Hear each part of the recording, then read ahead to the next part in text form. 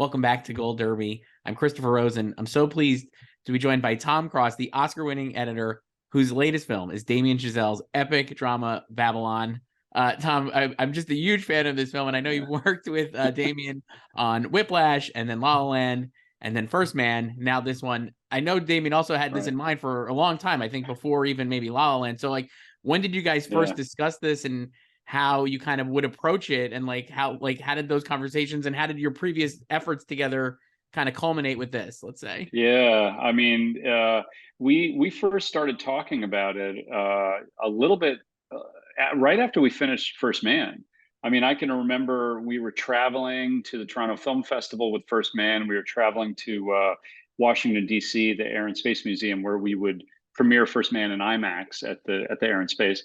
And I remember during those travels, he started talking about this movie Babylon, and he was reading a book called The Speed of Sound, which was a technical chronicle of the transition from the silent era to the sound era. So early on, he kind of planted the seed with me about this movie, and then all the many, the years leading up to it, he would keep me updated by sending me new versions, different drafts of the script. He would send me, share with me some video interviews or auditions with certain actors to get my opinion.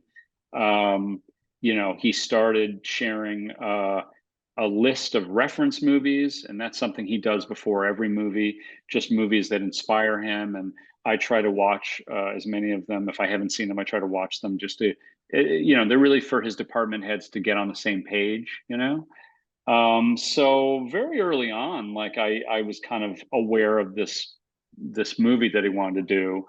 And, something that was going to be, was clear there was going to be an issue, or not an issue, but like a challenge, was that it was very clear from the script that it was going to be a huge, huge undertaking. It was going to be a big epic. I mean, it was a 180-page script. And I think Damien always said that it was going to be much bigger than what we had done before, because it was an ensemble piece. A big thing with Damien is that he wanted to show how Hollywood transforms people, but he wanted to show that through these different perspectives. And so, unlike First Man and Whiplash and La La Land, which were two-handers or a one-hander, this was looking to be a big, challenging movie because it was like an ensemble piece. So I knew it was going to be big. I knew it was going to be an ensemble.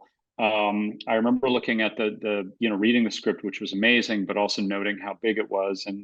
And he said, this is going to be a big, long epic of a movie, but I wanted to have this energy to capture the Wild West days of Hollywood, during the silent era. I want this to feel like, the Wolf of Wall Street and Whiplash. I want it to be relentless, loud, relentless, feral at times. I want it to feel like this cacophony. And so that's kind of, those are some of the big thoughts that I had, going in when I started getting dailies. So that's probably maybe why I love this movie so much, is partially because I'm like, Wolf of Wall Street is one of my favorite movies, and obviously Whiplash is incredible as well. And I can imagine you could see like Boogie Nights or like Goodfellas in this as well, like all the a lot of Thelma Schoonmaker, let's say, right? Like for that. But I guess one of the thing I'm so impressed by in the movie is, like you said, like this movie starts at let's say an 11 or a 10, right? It's just right. You keep that pace the entire time, but in a way that isn't. It's like I don't even know how to describe it. It's like, if you haven't seen the movie, but it's like punishing, but like in a good way. And I'm like not like ever exhausted, I guess. So how did you find in the editing the level of like propulsion, but not like making it tip over? You know what I mean? Like that too much. Like a crazed action movie or something. You know what I mean? Like that kind of thing that we've seen. So how did you kind of find that balance? Well, that was, I got to really give credit to Damien, because he's someone who believes in storytelling through contrasts.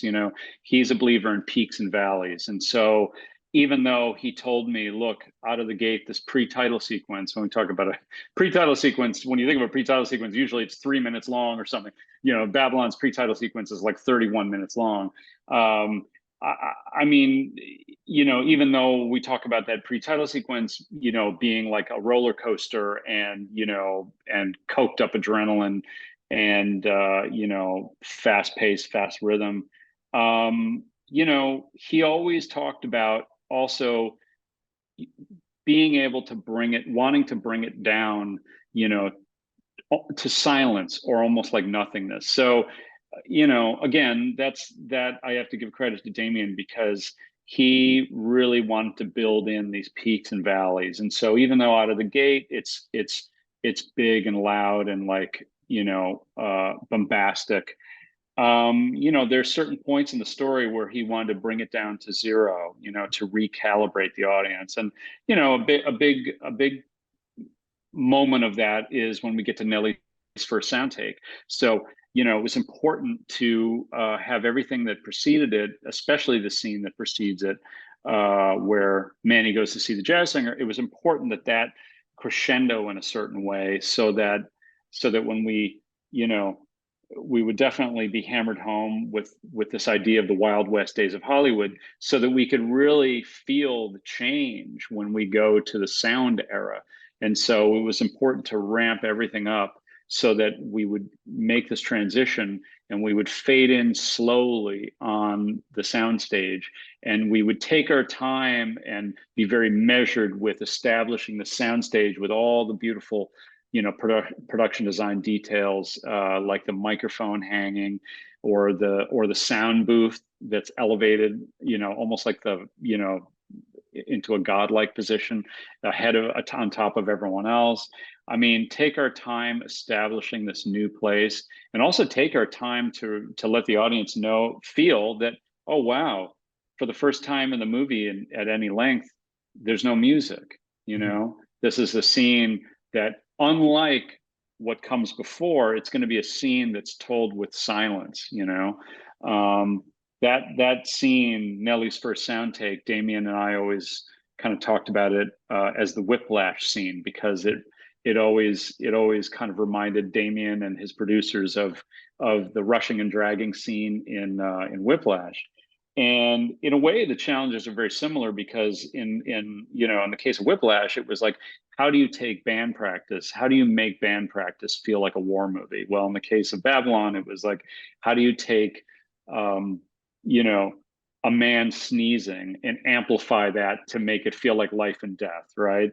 So, a big thing that Damien said is, we need to create that same type of tension as Whiplash.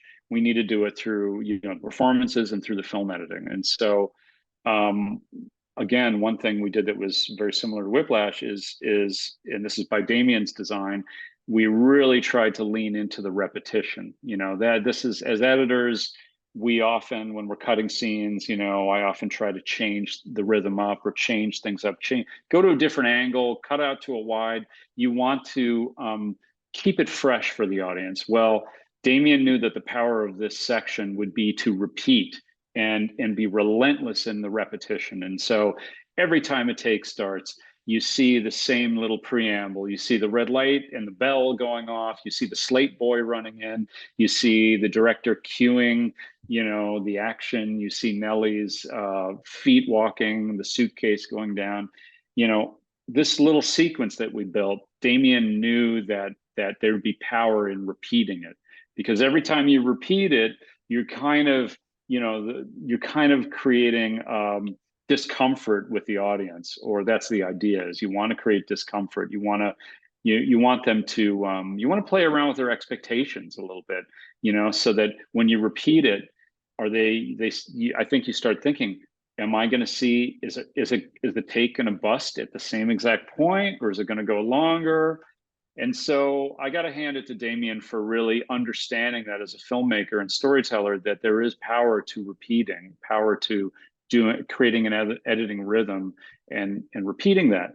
And then every time we go back to the take, I cut it a little bit faster every time. So even if the audience isn't conscious of it, the hope is that in their gut, they're going to feel that the momentum is kind of building. And of course, it's almost like you have a pact with the audience by that point, because they understand what the language is, you know. So when you repeat these little shots, the red light and all this stuff, you know, you are creating this momentum, and you know, hopefully you are creating a feeling in their gut that you know the scene is barreling along, and as the actors get more, as the characters get more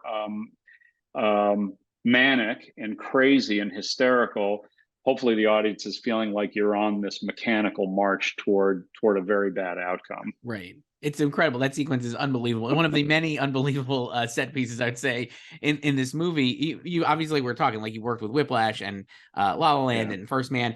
There's a lot of comedy, I think, in La La Land too, but there's some of the stuff in this I think is very funny. Maybe like some of the funniest stuff that Damien has yeah, done. And I feel like a lot of that is from your editing. I'm thinking of like in the opening, like we said, like the opening of we didn't even before the party they have the elephant diarrhea exploding, and yeah, there's this crazed thing happening, and then you like just smash cut to like the truck, I think, like driving slowly. And I've seen the movie twice, and it never ceases to not get a. I just like, yeah, it's just very funny, and the timing is perfect. And I feel like a lot of time in the movie I could point to different things, or like how you kind of are cutting onto jokes, maybe, right? Or I don't even know if I have the right vocabulary for this, right, but it just is right, like the comic timing of this, I think, is right. really great. And I guess, you know, getting to Thank do you. that with Damien more like again, a maximalist version of that compared to like La La Land. And obviously, like I Yeah, think that is maybe. Can you talk about that and like how you kind of thought about the yeah. comedy and stuff? I guess.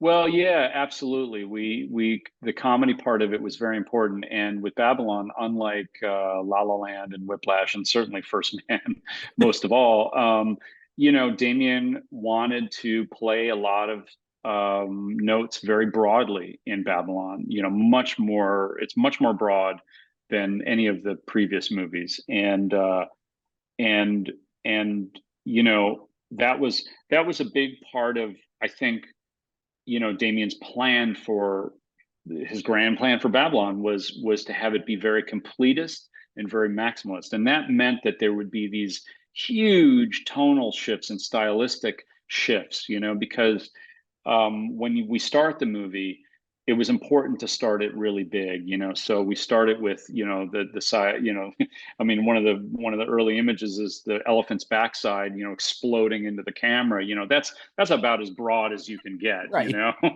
you know, and then follow it with, you know, with a camera lens that is that where you can barely see the characters because it's covered in you know in cow or in elephant manure.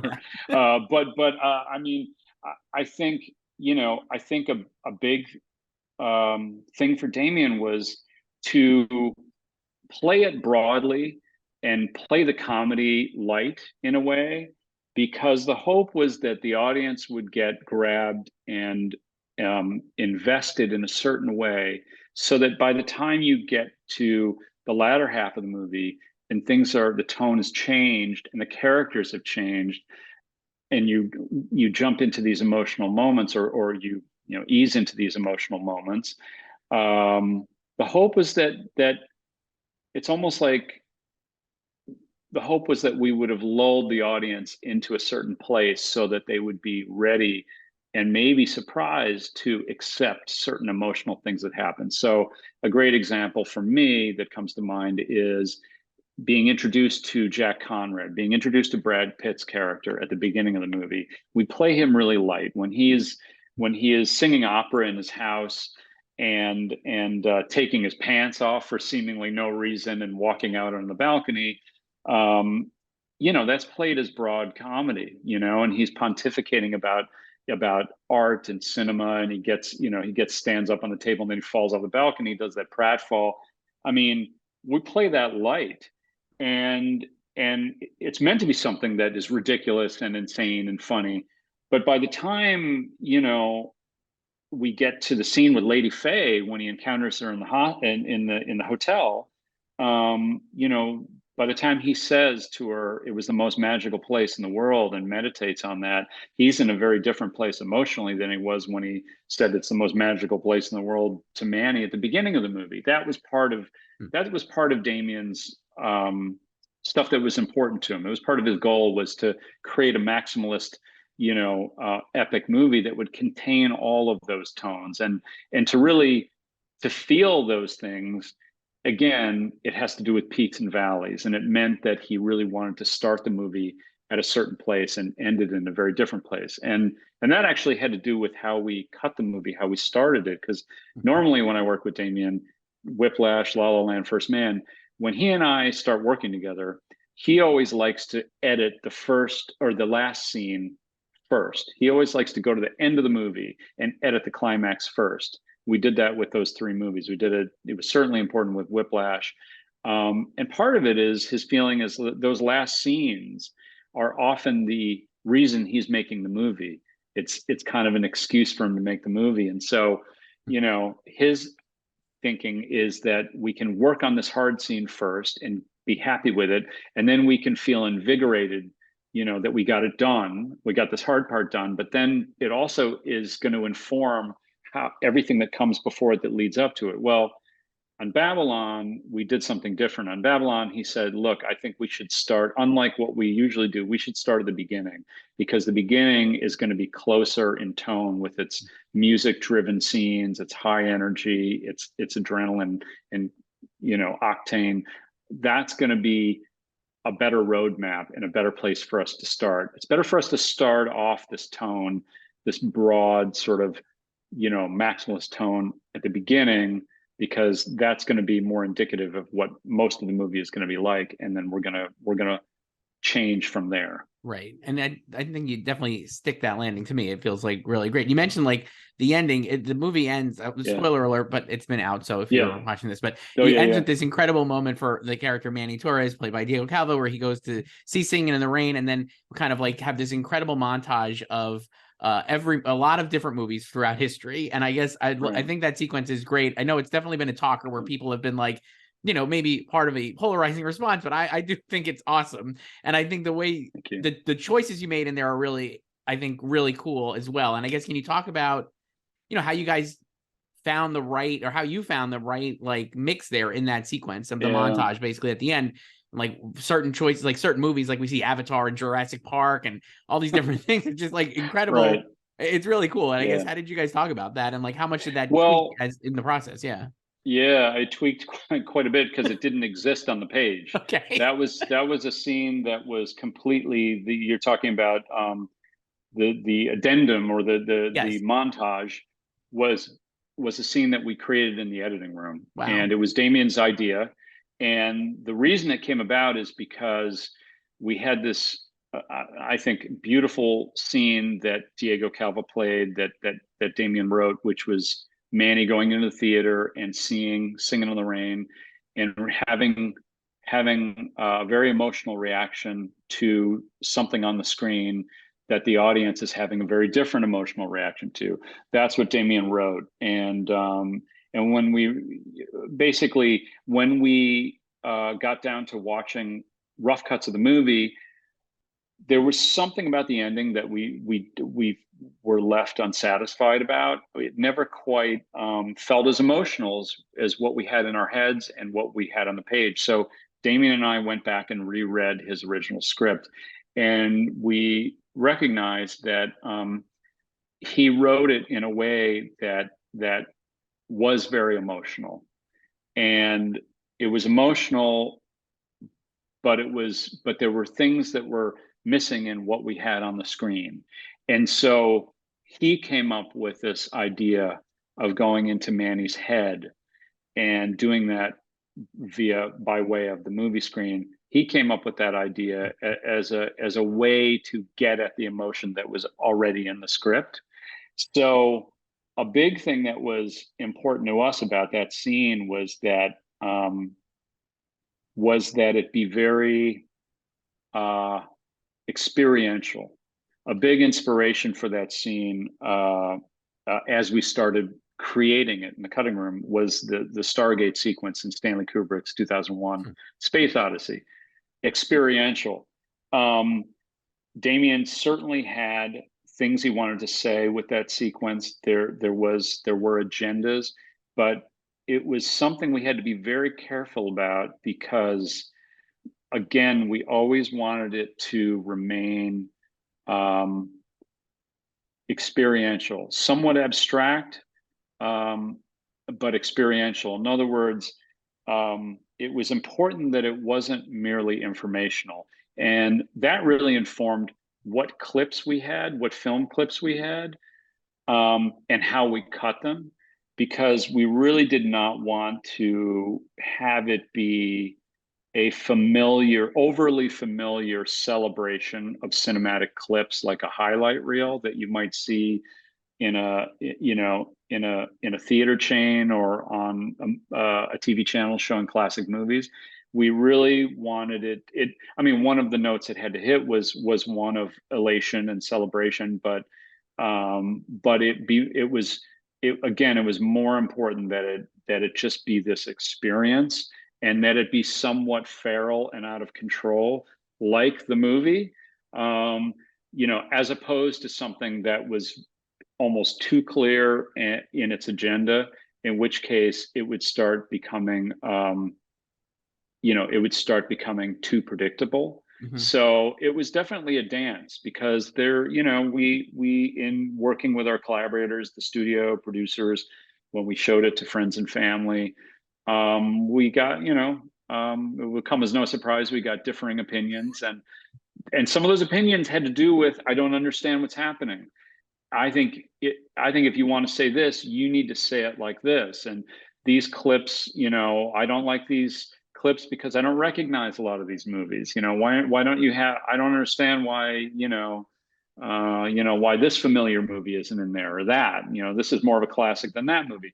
Well, again, we went through different changes and iterations, but again, it was very important that there was something feral about it. That remain, because in that way it was something that needed to be somewhat out of control, and needed to be something that where you didn't know where it was going, Right. Because we felt like that would pay off when you go back to Manny. Yeah, it's incredible. And I mean, like, that's like the whole, like you're saying there, and I'm not surprised to hear that. Like, I just, like, I guess for me, one of the things I love about movies, and like going back to like Wolf of Wall Street, which you mentioned earlier, is like Martin Scorsese is famous for not like hand holding the audience, right? And like kind of like throwing something up there that is going to polarize. Like Wolf of Wall Street at the time, I think, was like a lot more negative reactions than people now would have of it. And Goodfellas famously, right.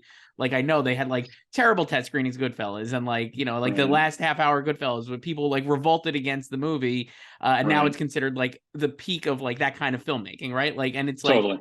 I just think like when you challenge the audience, sometimes the initial response is like, oh, what are you doing? But then like that's actually what pays off in the long run, because you created something that actually people would want to think about and talk about. And that montage at the end of Babylon is up there for me, because I'm like, I have been thinking about a lot, and like the choices like you're mentioning, and like what they're trying to say, and all these different things. And I think it does also really encapsulate the movie itself, which, like you said, is like kind of feral and out of control at times, and like does all these different things. Tom Cruise, I could talk about this movie with you for a long time, but we do have to wrap up. Same here. Incredible film, Babylon. Thank you so much, Tom Cruise.